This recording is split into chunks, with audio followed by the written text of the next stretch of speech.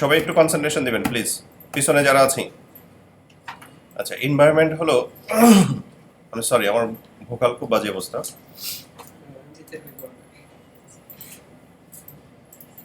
আমি যে সেক্টরে কাজ করব, আই মিন এখানে দেখেন অনেকগুলো অপশন আছে। আমি যদি ওয়েব ডিজাইন নিয়ে কাজ করি তাহলে আমার ইন্টারফেসটা যেন এরকম থাকে, দেখে মনে হয় যেটা ওয়েব ডিজাইনারের যে যে টুলসগুলো বেশি প্রয়োজন হবে সেই টুলসগুলোই সামনে থাকবে, বা যেই প্লেটগুলো দরকার হবে। অথবা টাইপোগ্রাফি নিয়ে আমি যখন কাজ করবো, এরকম অনেকগুলো বিষয় আছে, যখন যেটা নিয়ে কাজ করবো এখানে টাইপোগ্রাফিতে ক্লিক করলাম, দেখেন ইন্টারফেসটা চেঞ্জ হয়ে গেছে, এখানে ক্যারেক্টার প্লেট আছে। যদি আমি লেআউট ডিজাইনে যাই তখন দেখেন ক্যারেক্টার প্লেট কিন্তু নাই, হাইড হয়ে আছে এবং সবার নিচে দিয়েছে, কারণ এটা ভাইটাল ইস্যু না বা এসেনশিয়াল না। সো যখন যেটা আপনার দরকার হবে, যখন যেটা নিয়ে আপনি কাজ করতে বেশি পছন্দ করবেন বা প্রয়োজন হবে, তখন সেটাকে ফোকাস করবেন। মনে করেন এখানে কালার আছে, কালার প্লেটটা এই অবস্থায় আছে এবং পুরো কালারটা দেখা যাচ্ছে না, তাহলে কি করবেন? এই অপশন থেকে গিয়ে শো অপশন দেবেন, দেন কালারটা হয়তো আপনি কোনো একটা প্লেটের সাথে মার্জ করে দিলেন, এই অবস্থায় আছে। এখন আপনি একটা নতুন লেআউট সেট করতে চান যেটা এই অবস্থায় যেন থাকে, বা আদার্স প্লেটগুলো যদি আপনি চান যে এগুলো আমাকে ইন্টারাপ্ট করছে কাজে, এগুলো আমি রাখবো না, এগুলোকে বন্ধ করে দেবেন। হ্যাঁ, ট্রান্সফর্মও প্রয়োজন নাই, গ্রেডিয়েন্ট প্রয়োজন নাই, সব ফেলে দিলাম। আমার শুধু এই কালার নিয়ে আমি কাজ করব। সেক্ষেত্রে উইন্ডো থেকে ওয়ার্ক স্পেস থেকে আমরা এখানে যে নিউ ওয়ার্ক স্পেস দিব।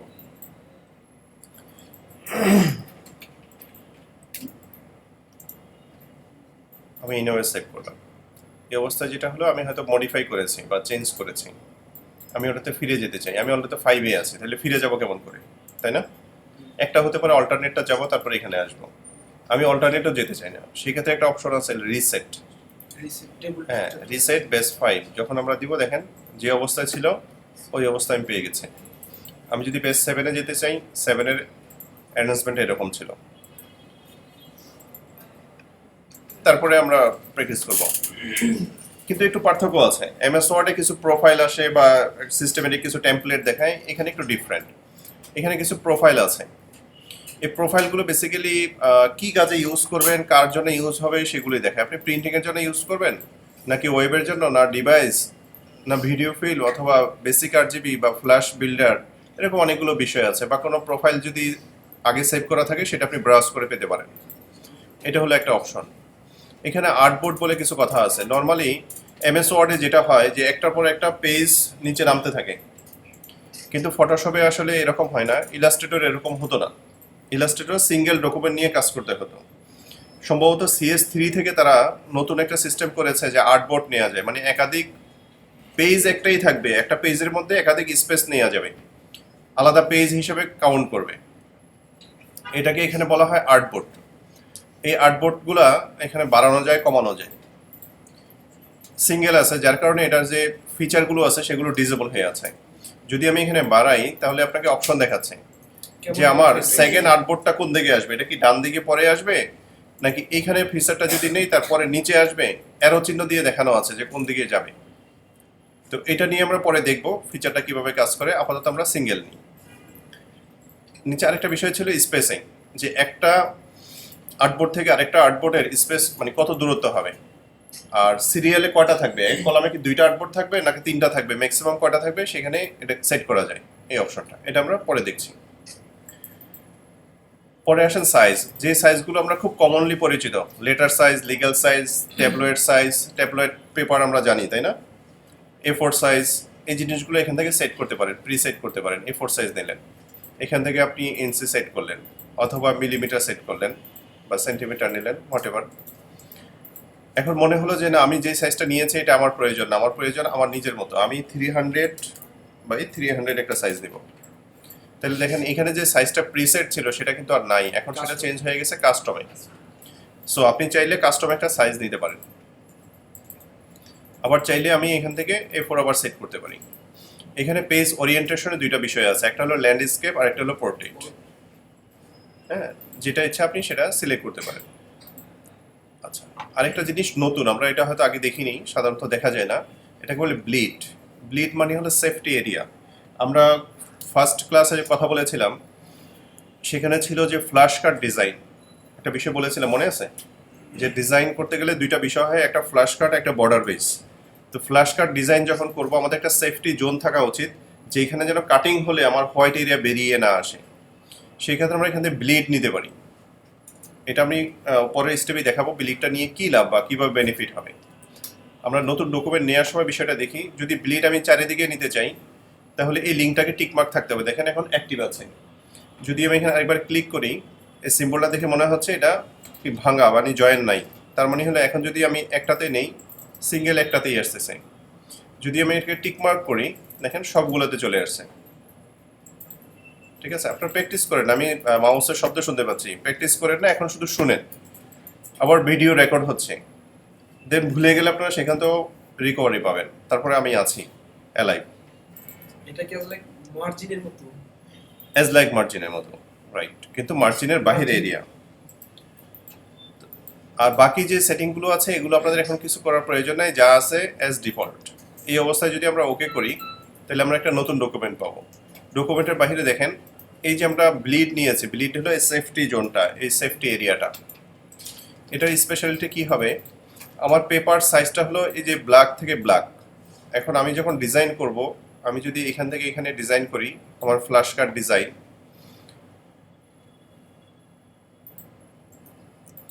সেক্ষেত্রে যেটা হতে পারে ডিজাইনের পরে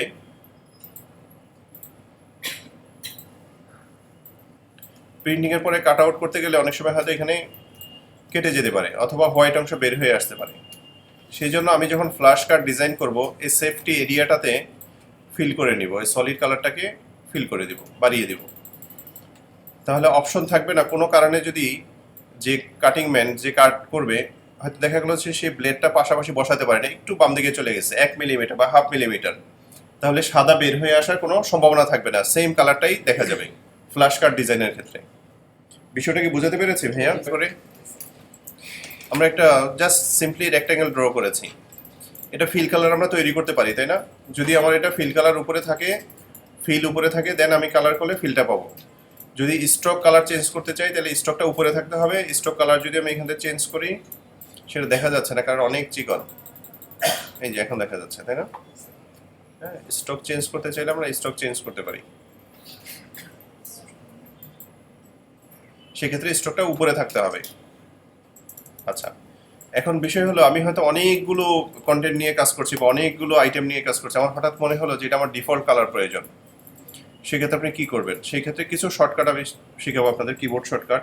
শুধু ডি চাপবেন, কিবোর্ডে শুধু ডি চাপলে এটা ডিফল্ট কালারে চলে যাবে। আই মিন একটা নতুন ডকুমেন্ট নিয়ে আপনি যে যে কালারগুলো করবেন সেই কালারগুলোতে যেরকম থাকে ঠিক ওই অবস্থায় চলে যাবে, ডিফল্ট কালার। শুধু কিবোর্ডে ডি চাপবেন। আরেকটা শর্টকাট হলো, আপনারা যদি খেয়াল করে দেখেন, এক্স, কিবোর্ডে যদি এক্স চাপেন ফিল কালার আর স্ট্রোক কালার উপরে নিচে হয়, শুধু এক্স, দেখতে পাচ্ছেন? ফিল কালার স্ট্রোক কালার যদি আমরা উপরে নিচে করতে চাই,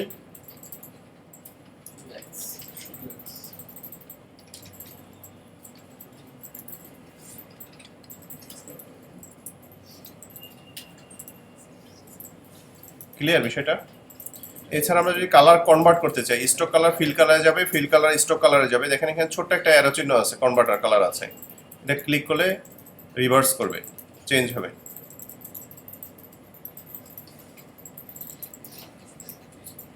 আচ্ছা, আরেকটা শর্টকাট আপনাদের শেখাবো, যেটা বাস্তব জীবনে যখন আপনারা কাজ করবেন খুবই প্রয়োজন হবে।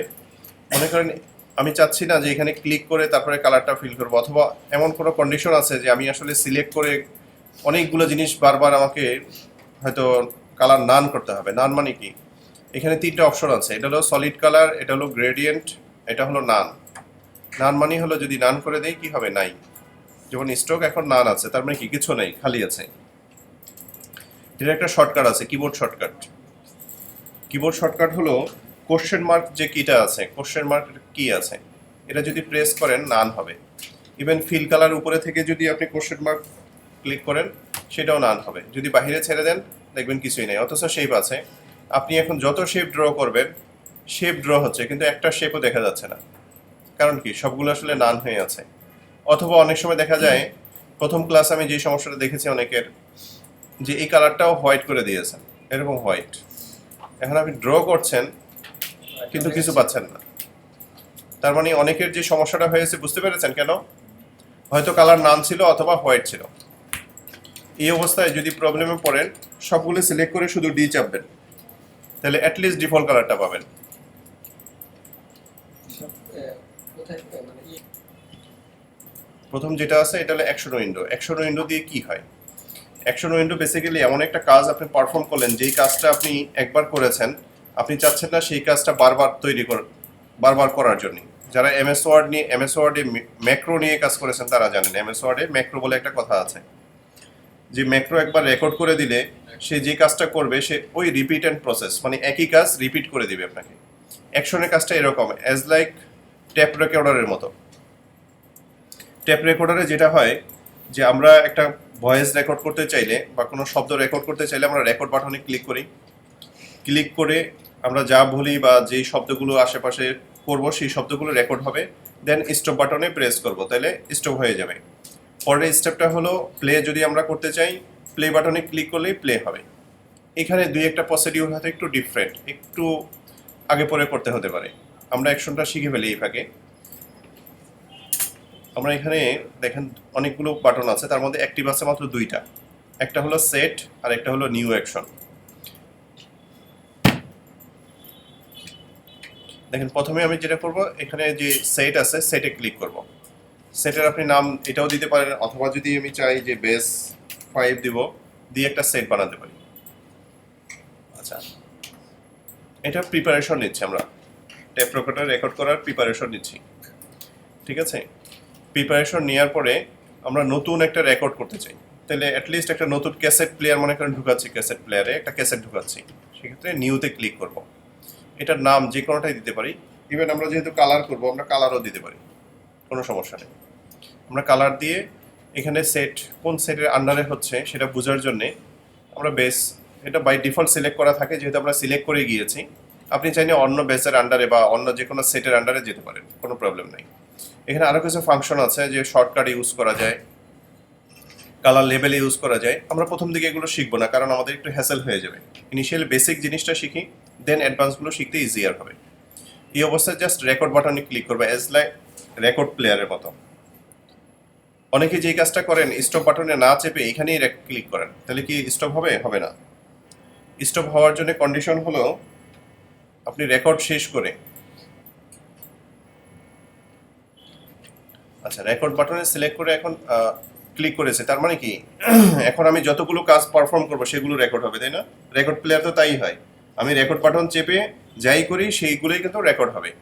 এই অবস্থায় আমি এটাকে কালার চেঞ্জ করবো। ফিল কালার হোয়াইট ছিল, এটাকে আমি ব্লু করে দিব। ব্লু করার পরে আমি কি এই বাটনটা চাপবো না স্টপে চাপবো বলেন তো সবাই? স্টপ বাটনে চাপা উচিত। স্টপ বাটনে প্রেস করলাম। এখন এই পুরাটা মিলে এখানে কিন্তু আলাদা আলাদা সেকশন তৈরি হয়েছে। আমি এখান থেকে কালার দেব। আমি অডিট যে এটা পারফর্ম করবে কিনা, কারণ রেক্টেঙ্গেল বেসিক্যালি সে তৈরি করে না, কিন্তু আমি তৈরি করেছি। একটু ট্রাই করি, হ্যাঁ হয় কিনা শিওর না। হয়েছে। আমি যে কালারগুলো পারফর্ম করেছি বা দিয়েছি সেগুলো সে দেখিয়েছে। বেসিক্যালি আমার অ্যাকশনের কালারটা হলো ব্লু, আমি হয়তো অন্য কালারে সিলেক্ট করা আছে, আমি চাইলাম যে এই ফিল কালারটা বা এই যে অবজেক্টটা সিলেক্ট আছে অবজেক্টের কালারটা এখানে যে অ্যাকশন বানানো আছে সেই কালারটা দিতে চাই, তাহলে শুধু আমি প্লে করব, তাহলেই চলে আসবে। আচ্ছা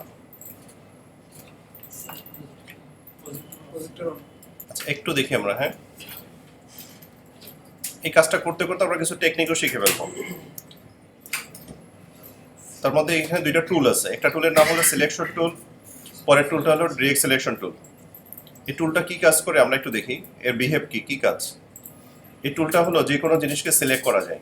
সিলেক্ট করতে কতগুলো কন্ডিশন আছে। এক নম্বর কন্ডিশন হলো যদি ফিল কালার থাকে তাহলে সে ক্লিক করলেই সিলেক্ট হবে, এবং যখন সিলেক্ট হবে সেটা চেনার উপায় হলো সে 8টা এরকম অ্যাঙ্কর পয়েন্ট তৈরি করে দিবে। যদি পাশাপাশি আমার আরেকটা বক্স থাকে এবং সেটা সিলেক্ট অবস্থায় থাকে, তাহলে আমি দেখতেই পাচ্ছি যে এটা সিলেক্ট অবস্থায় আছে, এটা সিলেক্ট অবস্থায় নাই। যদি আমি মাউস নিয়ে যাই, এর উপরে কিছু অবয়ব বা কিছু দাগ চলে আসে, যেটা দিয়ে বোঝা যাচ্ছে যে আমি এখন ক্লিক করলে সে সিলেক্ট হবে। আচ্ছা, কোনো কারণে এরকম হলো যে আমি হয়তো ফিল কালারটা নান করে দিয়েছি, এখন উপরে গেলে কিন্তু ওই সিম্বলটা আসে না। দেখেন এখানে গেলে সিলেকশনের সাথে একটা চারকোনা বক্স আসছে, তার মানে বুঝতেছি এখন ক্লিক করলে সে সিলেক্ট হবে। এখানে হচ্ছে না, কারণ কি ফিল কালার কি আছে, নান আছে। এখন এটাকে সিলেক্ট করার উপায় কি? এই ক্ষেত্রে অবশ্যই আমরা দুইটা ওয়েতে, প্রথম দিকে যেহেতু আমরা এখনো জানি না যে কন্ডিশনগুলো কি, একটা হতে পারে ড্র্যাগ করে আমরা সিলেক্ট করতে পারি। দেখেন ড্র্যাগ করার সিস্টেমটা কি, আমি বাহিরে থেকে ড্র্যাগ করে ঠিক এটার উপরে একটু টেনে ছেড়ে দিলেও হবে। অনেকেই যেটা হয় ড্র্যাগ করতে যে আসলে ড্র্যাগ করতে পারতেছে না, সিলেক্ট হচ্ছে না, সরি কিভাবে করতে হয় একটু ঝামেলা হচ্ছে। একটু আমি ড্র্যাগ করার ইজি হলো যে কোনো কর্নার থেকে খালি জায়গা থেকে, দেখেন এরকম যদি হয় দুইটা সিলেক্ট হয়ে যাচ্ছে, কাজে এদিকে ফাঁকা আছে, আমি এই জায়গা থেকে ড্র্যাগ করে সিলেক্ট করতে পারি। এটা হলো একটা ওয়ে। আরেকটা ওয়ে হলো আমি যখন মাউস এটার উপর নিয়ে যাব, শুধু বর্ডারে ক্লিক করব, দেন এটা সিলেক্ট হবে। এটা কঠিন হবে। তাহলে এই সিলেকশন টুলটার কি কি কাজ হচ্ছে? এটা হলো প্রথমে আমরা সিলেক্ট করতে পারছি, যে কোনো অবজেক্টকে কাজ করতে হলে, পারফর্ম করতে হলে অবশ্যই এটা সিলেক্ট থাকতে হবে। আমরা অলরেডি দেখেছি অ্যাকশন করতে যেয়ে যদি সিলেক্ট না থাকে, কালার চেঞ্জ করলে কালার হয় না। তাহলে এটা ফার্স্ট চরিত্র বা ক্যারেক্টারিস্টিক্স হলো যে এটা সিলেক্ট করতে পারে। দেন এটার কাজ হলো মুভ করা, এটাকে সিলেক্ট করে আপনি মুভ করতে পারেন। যদি স্ট্রোক হয় তাহলে স্ট্রোক সিলেক্ট করবেন, স্ট্রোক সিলেক্ট করে যদি এখানে নিয়ে যান মাউসটা, দেখেন চেহারা চেঞ্জ হয়ে যাচ্ছে। তার মানে আপনি চাইলে কিন্তু মুভ করতে পারতেছেন না, কিন্তু এটাকে রিসাইজ করতে পারছেন। আবার কর্নারে যদি নিয়ে যান, দেখেন কর্নারটা রিসাইজ হচ্ছে, পুরো শেপটা রিসাইজ হচ্ছে। আবার যদি কর্নারে রেখে মাউসটাকে একটু দূরে নেন, দেখেন কি হচ্ছে, কার্ভ হচ্ছে। এই অবস্থায় আপনি এটাকে রোটেট করতে পারেন। তার মানে এই টুলটা দিয়েই আমরা অনেকগুলো কাজ করতে পারি। এটাকে রিসাইজ করতে পারি, রোটেট করতে পারি, তাই না, মুভ করতে পারি। অলরেডি তিনটা আমরা অ্যাট্রিবিউট জেনে গেলাম। এছাড়া আর কি করা যেতে পারে? সিলেক্ট করতে পারি, রিসাইজ করতে পারি, তারপরে হলো রোটেট করতে পারি। কালার ফিল নান করা থাকলে তার মুভ করা যাচ্ছে না। হ্যাঁ, কালার ফিল নান করা থাকলে মুভ করা যাচ্ছে না, কি একটা বিপদের কথা। সেই ক্ষেত্রে মুভ করা সম্ভব। কন্ডিশনটা হলো তখন আপনাকে স্টকে যেতে হবে। দেখেন স্টকে গিয়ে ক্লিক করে ধরে আপনাকে সরাতে হবে, কিন্তু মাঝখানে ধরে যদি আপনি সারাদিন ট্রাই করেন যেমন এটা সরছে না কেন, মুভ হচ্ছে না কেন, সম্ভব না। আপনাকে কি করতে হবে, সিলেক্ট করতে হবে, দেন স্ট্রোকে ক্লিক করে এটাকে সরাতে হবে। স্ট্রোকে ক্লিক করে এটাকে মুভ করানো যাচ্ছে। তার মানে যদি স্ট্রোক থাকে, মানে ফিল কালার নান থাকে অথবা ফিল কালার থাকে, হোয়াট এভার, এটাকে আমরা মুভ করতে পারবো, রিসাইজ করতে পারবো, রোটেট করতে পারবো, সিলেক্ট করতে পারবো। এই কয়েকটা অ্যাট্রিবিউট আমরা করতে পারবো হলো প্রথম টুলটা দিয়ে। তারপরে আরেকটা সিলেকশন আছে, এই সিলেকশনটার নাম ডিরেক্ট সিলেকশন। দুইটা চেনার সহজ উপায় হলো আমরা সহজে বলি কালা টুল, সাদা টুল, যাতে মনে থাকে। একটা হলো ব্ল্যাক, একটা হলো হোয়াইট। কারণ অনেকেই খুঁজে পায় না, আরে ভাই কালোটা সিলেক্ট করেন। তার মানে ইজি আন্ডারস্ট্যান্ড, মানে বোঝার সহজ উপায় যে কালোটা। এটা দিয়ে আপনারা একটু মনে রাখবেন, কারণ মনে রাখার কিছু ট্রিক্স, একটা ট্রিক্স আপনাদের বলছিলাম যে রেফারেন্স করবেন, তাহলে মনে রাখার অনেক সহজ হয়ে যায় আর কি মনে রাখাটা।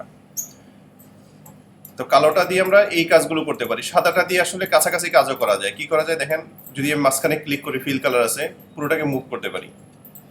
হ্যাঁ, এটাকে কর্নার ধরে টান দিলে আবার সে অন্যরকম কাজ করবে, সে ওই কাজ করবে না। এটার ডিফারেন্টটা হলো, মনে করেন এটা সিলেক্টও করতে পারবেন কিন্তু মুভ করতে পারবেন না। মুভ করতে পারবেন, সেক্ষেত্রে পুরোটা এরকম সিলেক্ট করতে হবে। যদি ওইটার মতো সিলেকশন টুলের মতো শুধু এইটুকু সিলেক্ট করে আপনি মুভ করতে চান, তাহলে কি হয় দেখি, এটুকুই মুভ হবে, সে পুরোটা মুভ হবে না। যদি পুরোটা মুভ করতে চান তাহলে পুরোটা সিলেক্ট করতে হবে, করে দেন আপনাকে মুভ করতে হবে। এই টুলটার স্পেশালিটি হলো যে কোনো নির্দিষ্ট অ্যাঙ্কর পয়েন্টকে ধরে যদি আপনি সরাতে চান, শেপটা চেঞ্জ। শেপটাকে চেঞ্জ করতে চান, রিশেপ করতে চান, তাহলে এই কাজটা করতে পারেন। একটা হলো রিসাইজ, এই ক্ষেত্রে রিশেপ করে না, এ হলো রিসাইজ করতে পারে, আর এই হলো রিশেপ করতে পারে। দুইটার পার্থক্যটা বুঝেছেন? রিসাইজ করা মানে হলো সাইজের পরিবর্তন করা, শেপটা ঠিক রেখে সাইজ। শেপ সে ঠিকই রাখছে, চারকোনাই রাখছে, আর এ শেপটাকে চেঞ্জ করে দিয়েছে। কারো কোনো কনফিউশন আছে এই জায়গায়? সেটা কপি হচ্ছে। কিন্তু যদি সমান কপি করতে চাই, শেপ ঠিক। সেক্ষেত্রে আমরা শিফট চাপবো, এটা সবারই মনে আছে। স্যার শেপ ধরে কি মাউসটা টানলে হবে? এটা কন্ডিশনটা একটু ডিফারেন্ট। সিলেক্ট করে অল্ট চেপে আগে টানতে হবে, টানার পরে আপনাকে শিফট চাপতে হবে। যদি আপনি আগেই শিফট এবং অল্ট একসাথে চাপেন তাহলে কাজ করবে না, তাহলে ওটা পরে টানতে মানে চাপতে হবে শিফটটা, এবং সাথে অল্টও চেপে ধরে রাখতে হবে। অল্টের কাজ হলো কপি করা, শিফটের কাজ হলো সমান্তরাল করা। দুইটা কাজ এট এ টাইম পারফর্ম করতে হলে দুইটাকেই ধরে রাখতে হবে। আচ্ছা, আমরা আরেকটু অ্যাডভান্স হই। আমরা এটা শিখলাম। এখন এখানে দেখেন একটা ডিস্টেন্স আছে, মনে করেন যে 20 পিক্সেল অথবা 50 পিক্সেল অথবা হোয়াট এভার একটা নির্দিষ্ট দূরত্ব আছে। এখন আমরা চাই যে এই দূরত্ব অনুযায়ী পরের কপিটা আরেকটা কপি করতে চাই, সেম দূরত্ব হবে, এটাও সম্ভব। সেক্ষেত্রে কি করতে হবে, পরেরটা সিলেক্ট রাখতে হবে। সিলেক্ট রেখে শুরু থেকে দেখাই, তাহলে আপনাদের কনফিউশন থাকবে না। মনে করেন এটা আমরা একটা নির্দিষ্ট দূরত্বে কপি করলাম, আমি জানি না কতটুকু হয়েছে, আনুমানিক। এই দূরত্বে পরের কপিগুলো হয়তো আর 4টা বা 5টা বানাবো, সেম দূরত্ব হবে। এখানে যে ডিস্টেন্সটা আছে এই ডিস্টেন্সটাই পরবর্তীগুলোতে হবে। তাহলে সেকেন্ডটা সিলেক্ট রাখতে হবে। সিলেক্ট থাকা অবস্থায় অবজেক্ট মেনু থেকে ট্রান্সফর্ম আছে, এখান থেকে দেখেন ট্রান্সফর্ম এগেইন বলে একটা কথা আছে, অথবা কন্ট্রোল ডি। এই শর্টকাটটা খুব বেশি ইউজ হয় ইলাস্ট্রেটরে। দেখেন কন্ট্রোল ডি, যদি কন্ট্রোল ডি দিতে থাকেন সেই সেম ডিস্টেন্সে কপি হতেই থাকবে, সেই নিউটনের তৃতীয় সূত্রের মতো। বাহ্যিক বল প্রয়োগ করে দিয়েছে। হ্যাঁ, চলতেই থাকবে, যতবার ডি দিবেন ততবার হতেই থাকবে। আউটপুটের বাইরে চলে যাবে। হ্যাঁ, যেতেই থাকবে, কোনো সমস্যা নাই। আমাদের শেখার কথা ছিল অ্যালাইনমেন্ট টুল, তাই না? অ্যালাইনমেন্ট টুল শিখতে যেয়ে কত কিছু শিখে ফেললাম। আচ্ছা, এখন দেখেন এটাকে যদি আমরা ছোট করতে চাই, এক কর্নার দিয়ে চাপ শুধু টানি, কি হবে, একদিক থেকে ছোট হচ্ছে। যদি চাই যে আমরা দুই দিক থেকে ছোট হবে, তাহলে কি করতে পারি, অল্ট শিফট চাপলে চারিদিক থেকে হবে, শুধু অল্ট চাপলে দুই দিক থেকে ছোট হবে। সাথে অল্ট চাপলে দুই দিক থেকে ছোট হবে।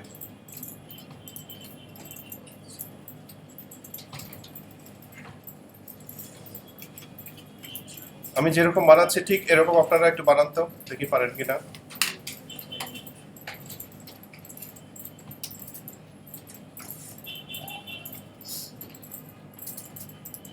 স্যার কি ট্রান্সপোজ ইউজ করছেন?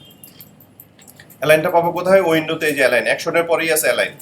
অ্যালাইন সিলেক্ট করে আমরা লেফট সাইডে যেগুলো আছে লেফটে যদি চাপি তাহলে দেখেন লেফটে চলে আসছে।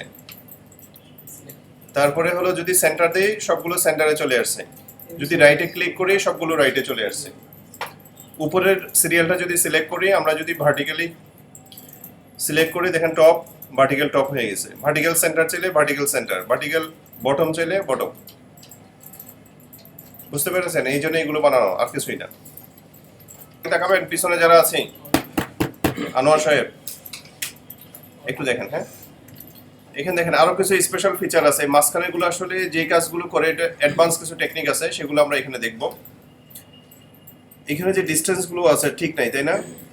এখানে বেশি, এখানে কম, এখানে আরেক রকম বা এরকম থাকতে পারে। সেক্ষেত্রে আমরা চাই যে সমান ডিসটেন্স হওয়ার জন্য, সেই ক্ষেত্রে এটা সিলেক্ট করবেন। এখানে আছে ভার্টিক্যাল ডিস্ট্রিবিউশন, ভার্টিক্যালি সে সমান করে দিয়েছে। আবার হরিজেন্টাল যদি করতে চাই, এটা সিলেক্ট করে হরিজেন্টাল দিবেন, সমান হয়েছে। আরেকটা ট্রিক্স দেখাই যেটা আরেকটু অ্যাডভান্স, এই কাজটা যে আমরা চাই এই মাঝখানে গ্যাপগুলো ফিক্সড হবে, মাত্র 3 মিলিমিটার স্পেস হবে। সেক্ষেত্রে কি করবেন, সেক্ষেত্রে কন্ডিশন হলো অ্যালাইন টু থেকে অ্যালাইন টু কি অবজেক্ট এটা সিলেক্ট করতে হবে। অ্যালাইন টু কি অবজেক্ট সিলেক্ট করলে আপনি এটা অ্যাক্টিভ পাবেন, আদারওয়াইজ এটা অ্যাক্টিভ হবে না। এখন আমি এটা 3 মিলিমিটার করে স্পেস দিতে চাই। 3 মিলিমিটার সিলেক্ট করার পরে আপনি হরিজেন্টাল ডিস্ট্রিবিউশনে ক্লিক করবেন, দেন এটা এই কিটাকে ধরে সে 3 মিলিমিটার ডিস্টেন্স দিয়েছে।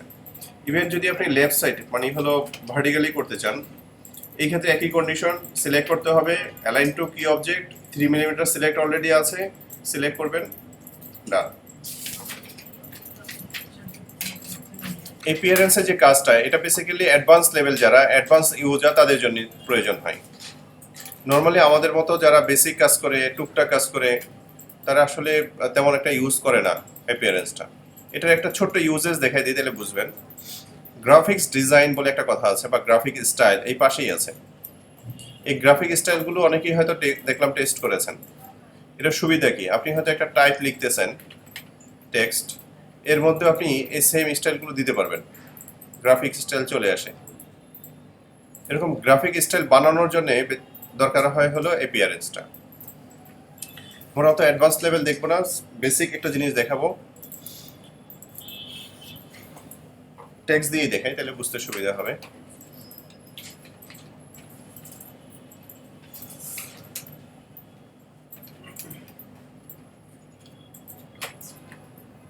আচ্ছা, মনে করেন বিআইটিএম লেখাটা আছে, এটাতে আমরা স্ট্রোক দিতে পারি, তাই না? সিস্টেমটা আমরা জানি। ফিল কালারটাকে আমরা করে দিলাম ব্লু, স্ট্রোক কালারটা হলো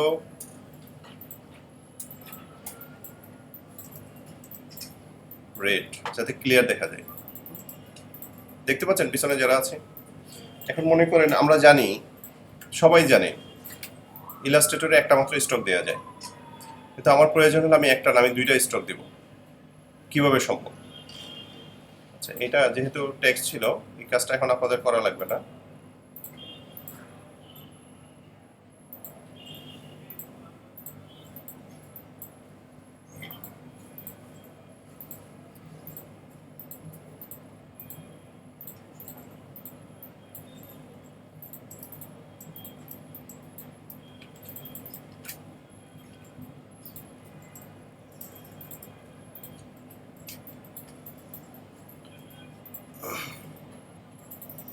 নর্মালি যদি আমরা স্ট্রোক দিই, সিঙ্গেল স্ট্রোক দেওয়া যায়, একটা স্ট্রোক।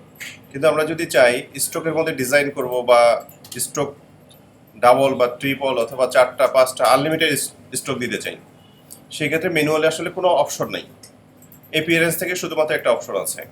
মনে করেন এটা 4 পয়েন্ট আমাদের স্ট্রোক আছে, আমরা নতুন আর একটা স্ট্রোক নিতে চাই। সেই স্ট্রোকটার কালার হয়তো আমরা ইয়েলো করব, এবং সেক্ষেত্রে পরিমাণটা একটু যদি বাড়াই, 7 6, দেখছেন ডাবল স্ট্রোক হয়ে গেছে। নর্মালি কোনো ডিজাইনে আপনি ম্যানুয়ালি এরকম করার কোনো অপশন নাই, শুধুমাত্র অ্যাপিয়ারেন্স থেকে এটা করা যায়। এবং এইখান থেকে আপনি গ্রাফিক একটা স্টাইল বানিয়ে নেবেন, তাতে টেক্সটের মধ্যে আপনি স্ট্রোক দিতে পারবেন। সুবিধাটা হলো এই স্টাইলটা টেক্সটের মধ্যে আপনি ইউজ করতে পারবেন।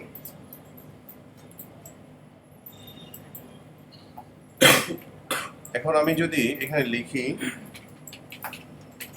বাংলাদেশ, একটু বড় করি, এটাতে ক্লিক করি, এই ডিজাইনটা চলে আসছে। একটু বড় করলে দেখা যাবে, না হলে দেখা যাচ্ছে না। স্ট্রোক ব্লু কালার বেরোচ্ছে, আরো বড় করতে হবে, বেশি মোটা হয়ে গেছে স্ট্রোকটা, হোয়াটএভার।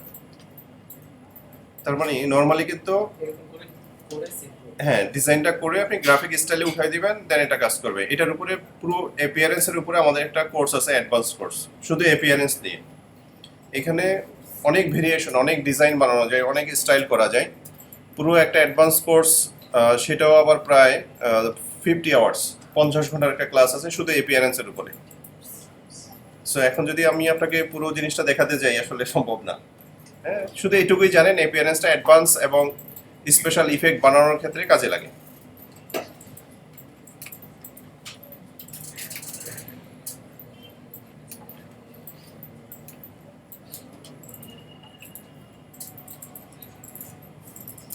অ্যাট্রিবিউটে তেমন ব্রাশ এসেছে। আচ্ছা, ব্রাশটা একটু দেখি আমরা, ব্রাশগুলো কি কাজে লাগে। দেখেন নর্মালি আমরা যদি ফিল কালারটা নান করি, স্ট্রোক কালার রাখি, জাস্ট সিম্পলি একটা বর্ডার দেখা যাচ্ছে। কিন্তু এখানে যদি আমরা স্টাইলিশ বর্ডার দিতে চাই, বা এই স্ট্রোকটা স্টাইলিশ করতে চাই, তাহলে ইজি উপায় হলো এই যে ব্রাশ থেকে বিভিন্ন স্টাইলের ব্রাশ আছে, আমরা দিতে পারি। এছাড়াও যদি চাই আমার আরও ব্রাশ দরকার, বিভিন্ন স্টাইলের ব্রাশ দরকার, আমরা কর্নারে যাব, এখানে গিয়ে দেখেন ওপেন ব্রাশ লাইব্রেরি বলে একটা কথা আছে। দেন বর্ডারে গিয়ে আমরা অনেক ধরনের বর্ডার পাবো। আর্টিস্টিক বর্ডার আছে, অ্যারো হেড আছে, হ্যাঁ, কি ব্রিস্টল আছে, ডেকোরেটিভ আছে। আমরা ডেকোরেটিভে যে একটু দেখি, ডেকোরেটিভ স্ক্যাটার, এটা সিলেক্ট করে যদি আমরা একটা ডেকোরেটিভ ডিজাইন সিলেক্ট করি,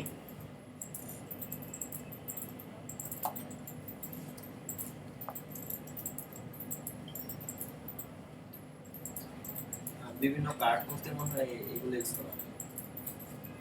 আপনি আপনার মতো করে বানাতে পারেন, কোনো সমস্যা নেই। যতগুলো ক্লিক করেছে সবগুলো এখানে অ্যাড হয়ে গেছে, আপনি যেটা চান সেটাই ইউজ করতে পারবেন। অনেক লাইব্রেরি আছে। তার মানে হলো ব্রাশ আপনি বর্ডার বা ব্রাশ স্টাইল ইউজ করতে পারেন বর্ডারের মধ্যে, আনলিমিটেড। ক্লিয়ার বিষয়টা?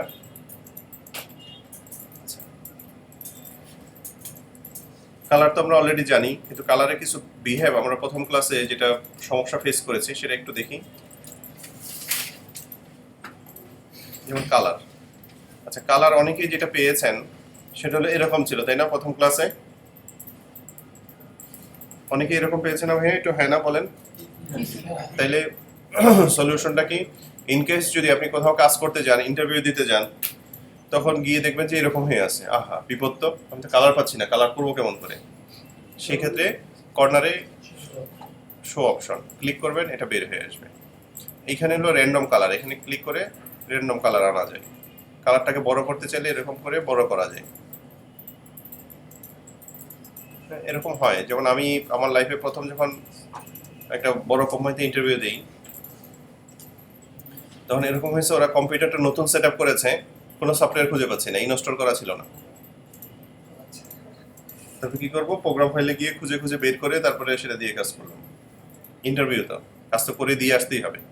কনফিডেন্স রাখবেন যে সফটওয়্যার যেহেতু বলছে আছে, তার মানে অবশ্যই আছে, খুঁজে বের করার অ্যাবিলিটিতে থাকতে হবে। আচ্ছা, কালারটা ক্লিয়ার? এটুকুই, কালারের মেজর কোনো বিহেভ নাই। এখানে চাইলে 8GB করতে পারেন, চাইলে CMYK করতে পারেন। শুধু ব্ল্যাক অ্যান্ড হোয়াইট নিয়ে কাজ করতে হলে গ্রে স্কেল করতে পারেন। আদার্সগুলো আমাদের যেগুলো আছে SB, হ্যাঁ, সেভ ফর ওয়েব, এগুলো আমাদের প্রয়োজন নেই এই মুহূর্তে, আমরা এগুলি আপাতত শিখি। তারপরে ডকুমেন্ট ইনফো বেসিক্যালি এই ডকুমেন্টটার সম্পর্কে আপনাকে ইনফরমেশন দিবে যে এটা কি নামে আছে, এটা কালার মোড কি আছে, কি প্রোফাইল আছে। এগুলো বিশেষ করে প্রয়োজন হবে অনেক সময় আপনি ফ্রিল্যান্সিং করলেন অথবা বাইরে কাজ করলেন কোনো ক্লায়েন্টের সাথে, তখন সে আপনাকে কিছু ইনফরমেশন দিল যে আমার কালার প্রোফাইল কিন্তু এটাই লাগবে। কারণ ইলাস্ট্রেটরে ইউরোপিয়ান কালার স্টাইল, US এর colour style, colour profile different হয়। সেক্ষেত্রে এই কালার প্রোফাইলটা ঠিক থাকতে হবে। সেক্ষেত্রে কিছু অ্যাডভান্স টেকনিক আছে, ওরা শিখিয়ে দেয় অথবা বলে দেয় তুমি এই কালার প্রোফাইলটা লোড করবা, এইভাবে লোড করবা, ওইটা লোড করতে হবে। সেক্ষেত্রে এই ডকুমেন্ট ইনফো থেকে আপনি কিছু ইনফরমেশন পাবেন। গ্রেডিয়েন্ট আমাদের একটা ক্লাসের মধ্যে আছে, গ্রাফিক স্টাইল অলরেডি আমরা দেখে ফেলেছি, ইমেজ ট্রেসিং এটা একটা অ্যাডভান্স অপশন। ইনফো আছে, ইনফো হলো বিভিন্ন সাইজ, এটা মেজারমেন্ট কত আছে, পজিশন কোথায় আছে, সেটা অন্য জায়গা থেকেও করা যায়। আচ্ছা, লেয়ার আছে, লেয়ারটা আমরা বেসিক্যালি ফটোশপে শিখবো, কারণ ফটোশপে শুধু লেয়ার নিয়েই একটা ক্লাস আছে, পুরো একটা ক্লাস হলো লেয়ার নিয়ে, লেয়ারের উপরে। সো এখানে এখন মাথা নষ্ট করি না আমরা লেয়ার শিখে, কারণ লেয়ার আসলে একটা কমপ্লেক্স জিনিস। লিঙ্ক আছে, লিঙ্ক হলো আমরা যদি এখানে ইমেজ প্লেস করতে চাই, প্রথম ক্লাসে বলেছিলাম যে আমরা ফটোশপের কোনো একটা ইমেজ কাজ করে বা ফটোশপে ফাইল তৈরি করে সেটাও আমরা ইলাস্ট্রেটরে ইউজ করতে পারি। সেক্ষেত্রে ইউজ করতে হলে আমরা এই লিঙ্ক থেকে ইউজ করতে পারি। এটার ওয়েটা হলো ফাইল মেনু থেকে প্লেসে যাব, প্লেস থেকে আমরা যে ইমেজটা ইউজ করতে চাই, মনে করেন একটা PSD ফাইল আছে যে বিজনেস কার্ড মকআপ, এটাকে যদি আমরা প্লেস করতে চাই, মকআপ করতে পারছি, মানে প্লেস করতে পারছি, অনেক বড় ফাইল। এই ফাইলটাকে যদি আমরা এখানে আপডেট করতে চাই বা অরিজিনাল লিঙ্কে যেতে চাই, রিলিঙ্ক করতে পারি, এডিট করতে পারি, মানে এটা ক্লিক করলে ফটোশপে খুলে যাবে। আবার যদি চাই যে আমরা এই ছবিটা দিব কিন্তু এটা কোনো লিঙ্ক রাখবো না, তাহলে এটাকে এমবেডেড বলে। এই যে এমবেড ইমেজ, ওকে করে দিলেন, সে কিছু কাজ করে দিল, এখন আর কোনো লিঙ্ক নেই, এখন আর অরিজিনালে যে এডিট অরিজিনালের এগুলো ডিসেবল হয়ে গেছে। বুঝতে পারছেন বিষয়টা?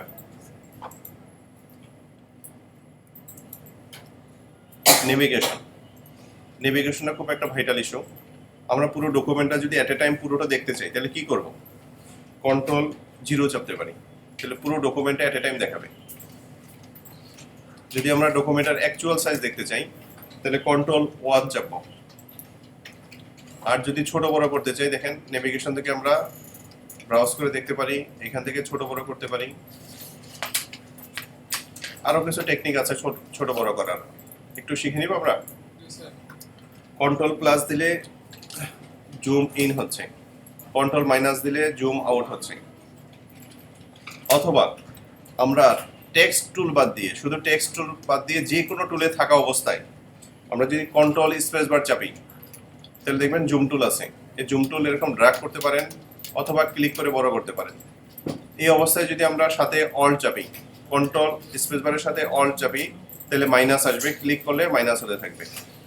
অথবা নেভিগেশন বার থেকেও আমরা এই কাজটা করতে পারি। ইভেন পার্সেন্টেজটা এখানে লিখতে পারি, পার্সেন্টেজ লিখে এখানে দিতে পারি। আমরা হয়তো 80% চাই, 80 লিখে এন্টার দিলাম, 80% হয়ে গেছে। যদি আমরা এখানে 120% দেই 120% হয়ে যাবে। এখানে যদি আপনি 500% চান 500 লিখে এন্টার করবেন, 500% হয়ে যাবে। একটু প্র্যাকটিস করেন এই জায়গাটুকু।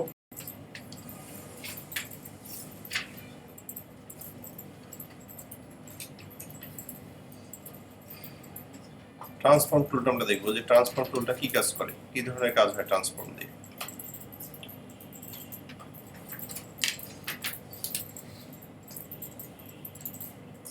ট্রান্সফর্ম টুলটার বেসিক ভালো ইউজেস আছে। সেটা হলো বাম পাশে যেটা আছে এক্স ওয়াই এগুলোর পজিশন, যেমন লেফট সাইড থেকে এটা কত দূরে আছে, উপর থেকে কত দূরে আছে। যদি আমরা লেফট থেকে 50 উপর থেকে 50 চাই, এটা দেবো, দেখেন পজিশনে চলে গেছে, দুই দিকে সমান দূরত্ব আছে। এটাকে যদি আমরা ছোট বড় করতে চাই, মনে করেন এটাকে 50/50 করতে চাই, হচ্ছে না, তাই না? পিছনে যারা আছে দেখতে পাচ্ছি, এই যে প্র্যাকটিস না করে একটু দেখেন, আমি দুইটাকে 50 বানাতে চাচ্ছি, কোনোভাবেই হচ্ছে না। এটা 50, এটা 50, কি একটা বিপদ, তাই না? সেই ক্ষেত্রে এটা কন্ডিশনটা হলো, এখানে দেখেন একটা লিংক বলে একটা কনস্ট্রেইন কথা আছে। লিংকটা তুলে যদি দেই আমরা ইচ্ছা মতো মাপ দিতে পারবো। এটাকে চাই 80, এটাকে চাই 40, এরকম করতে পারবো। সেই ক্ষেত্রে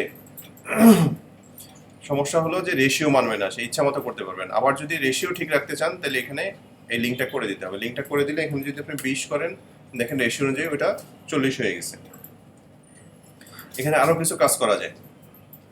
একটা আছে স্কিউ বা শেয়ার। এই যে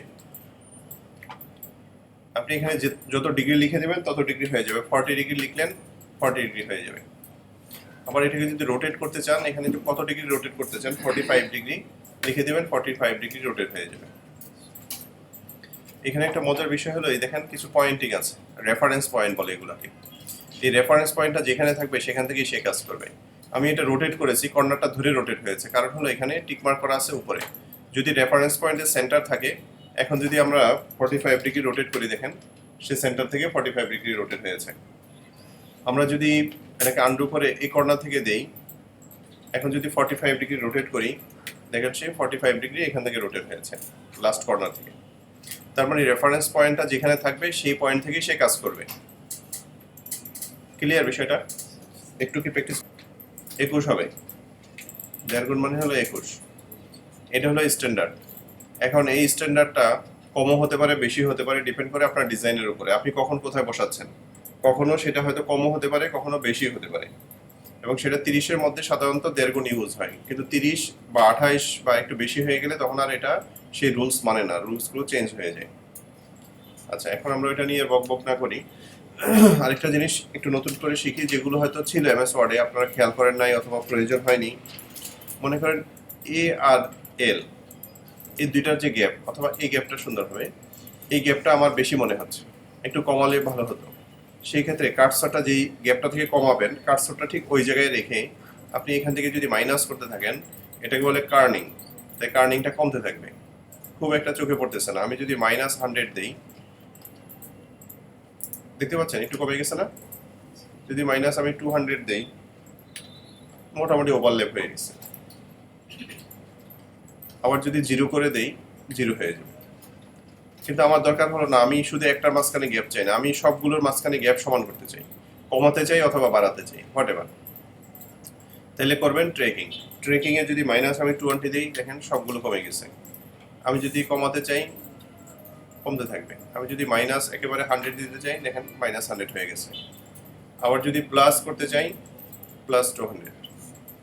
ইচ্ছে মতো আরও বাড়াতে পারবেন, এটা কোনো লিমিটেশন নেই।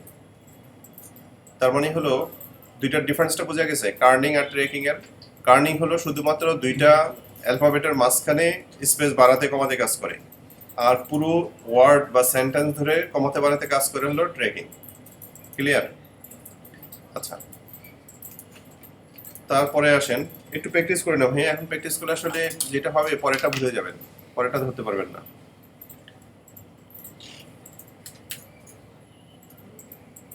এখনো মাউসের ক্লিক শুনতে পাচ্ছি।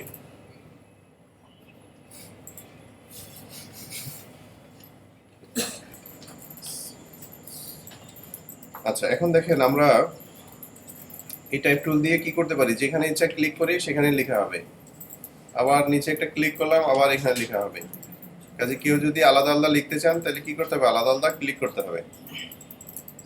আচ্ছা, আরেকটা হলো এরিয়া টাইপ টুল। আমরা একটা বক্স নিলাম, এই বক্সের মধ্যে যদি লিখতে চাই তাহলে এরিয়া টাইপ টুল নিব। এরিয়া টাইপ টুলটা নিয়ে যখন নাকি এখানে ক্লিক করব এরিয়ার মধ্যে, এখন যদি লিখি আমাদের এরিয়ার মধ্যে লেখা হবে। দেখেন বেশি লেখা হলে দেখা যাচ্ছে না, এরিয়াটা বড় করলে বাকি লেখাগুলো দেখা যাবে। এটা নাথিং স্পেশাল, শুধু এইটুকুই বুঝেন, এরিয়া টাইপ টুল। আর কখনো কখনো দেখা যায় একটা এলিপসের চারিদিকে লেখা হয়, তখন কি করবেন, তখন হলো টাইপ অন পাথ। এটা নিয়ে আপনি ঠিক দেখেন কর্নার এই সেন্টারটা ক্লিক করছি,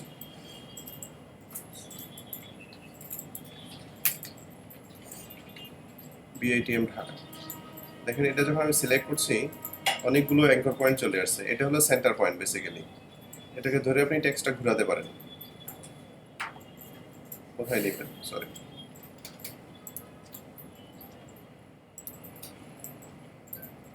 খুব ঝামেলা করে। আর এখানে যে দুইটা পয়েন্ট আছে, একটা শুরুর পয়েন্ট একটা শেষ পয়েন্ট, এগুলো খুব ঝামেলা করবে, আমাকেও ঝামেলা করে খুব, মহাভাজে।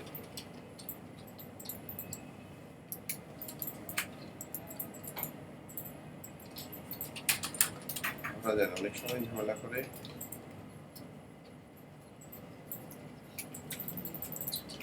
এটা হলো লেখা এখান থেকে শুরু এখানে শেষ, এর বাইরে হবে না, এই জিনিসটা দিয়ে তাই বোঝায় আর কি। দেখেন এটা সবসময় এই যে মাঝখানে যেটা আছে একটু ইয়েতে পড়ছে না, এটা যখন আমি কমাচ্ছি দেখেন এই আরেকটা মাথা, এটা কিন্তু অটোমেটিকলি ঘুরছে, তার মানে হলো সে সেন্টার করে দিচ্ছে।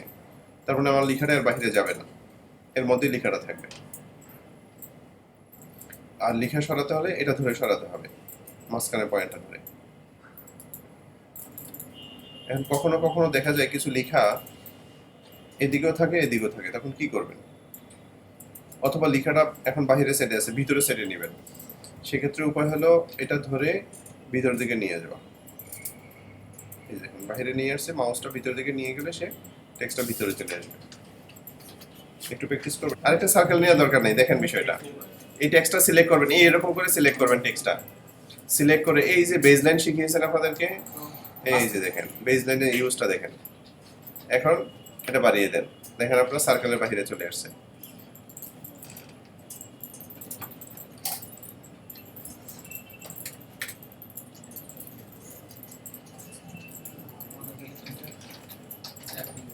বুঝাবো,